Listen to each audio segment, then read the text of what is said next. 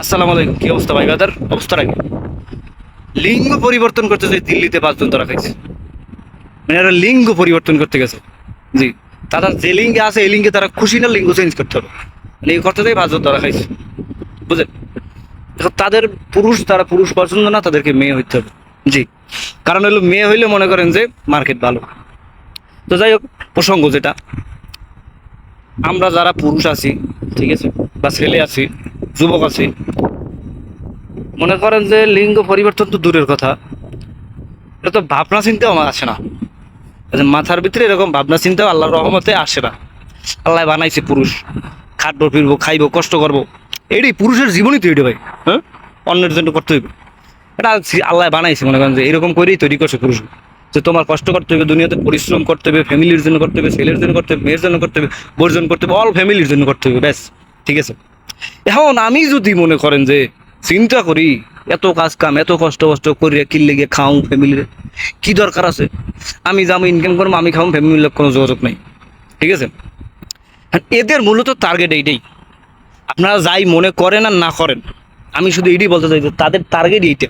কারণ ছেলে হইলে তাদের দায়িত্ব নিতে হবে, সংসারের দায়িত্ব, বউয়ের দায়িত্ব, বাচ্চার দায়িত্ব, ঠিক আছে, বাবা মার দায়িত্ব, সব দায়িত্ব নিতে হবে। ঠিক আছে, আর তারা যদি ট্রান্সজেন্ডার হয়ে আসে, চেঞ্জ হয়ে আসে, মেয়ে হয়ে আসে, তাদের তো এগুলো লাগতেছে না। মনে করেন যে একটা প্রেম করবে, বয়ফ্রেন্ড হইবে, বাঙ্গাই চুরাই খাইবো, নিজের কাজ কাম করা লাগবে না, বেশ। কিন্তু পুরুষ হইলে তো ভাই হেডা বড়া কাম করতে হবে, দায়িত্ব নিতে হবে, বাজার করতে হবে, এই করতে হবে, এই করতে হবে, বুঝলেন? মূলত টার্গেট এইটা।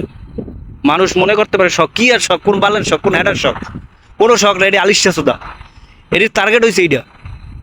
এটা আপনি মানেন আর না মানেন, বুঝলেন নাই? ওরা দায়িত্ব নিতে চায় না। এবার ওরা এই প্রসঙ্গগুলো আস্তে আস্তে আস্তে আস্তে আস্তে জড়াই যায়। ঠিক আছে, যখন দেখে যে হ্যাঁ মেইলিভাবে চললে ছেলেরা কেয়ার করে, টাকা পয়সা ইনকাম করা ছাড়াও টাকা আসে, অনেক সিস্টেমে টাকা আসে, ঠিক আছে, এই জন্য এইগুলো তারা করে বা করতে চায়। ঠিক আছে, কিন্তু অনেকে মনে করে, অনেকে বলে না এটা ওর স্বভাব, ইজলা যেটা সেটা জন্ম থেকেই ইজলা। ঠিক আছে, এটা ইজলা, এটা জন্ম থেকে ইজলা। কিন্তু এগুলো ট্রান্সজেন্ডার, এগুলোর কি বলবেন? মানে লিঙ্গ পরিবর্তন করছে, আল্লাহ যেটা দিয়েছে এটা নিয়ে খুশিটা মাঙ্গেনাতে কি পরিমাণে খারাপ।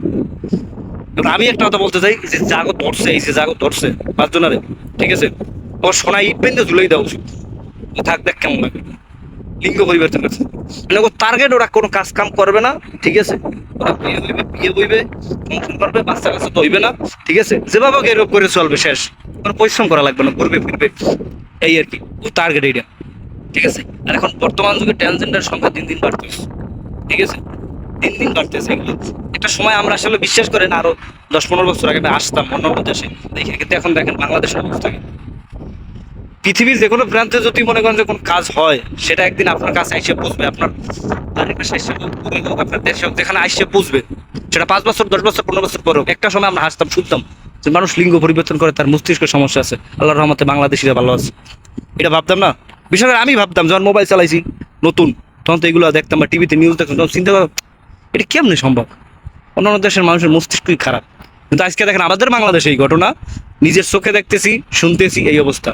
তো সাবধান হন, আপনার আশেপাশে যদি এরকম যারা হয় মেয়েলি স্বভাব, ঠিক আছে, সোফরাইয়ে ঠিক করেন, ইচ্ছে মতো সোফরান, যতক্ষণ মানুষ ততক্ষণ সোফরান। ঠিক আছে, সোফার বলছেন 2 গালে দিবেন, লাল হয়ে যাবে, আবার ভাসাই দিবেন। তোরে আল্লাহ পুরুষই বানাইছে, তো পুরুষের মতন কি আর বেডি মার্কা, তোর বেডি মার্কা কি আর। ঠিক আছে, ভিডিও সোজা করেন, নাইলে দেশের অবস্থা ভাই করুন, করুন অবস্থা। আজকে 5 জন ধরা খাইছে, আবার অন্য 10 জন, 20 জন, অবস্থা খুবই খারাপ হয়েছে ভাই। আল্লাহ রাস্তায় এগুলো থেকে মনে করেন যে সবাইকে বাঁচান, ভালো থাকেন, সুস্থ থাকেন। এগুলো পিডিয়ে বেন ধরে ইচ্ছে মতো পিডিয়ে সোজা করে লাগেন।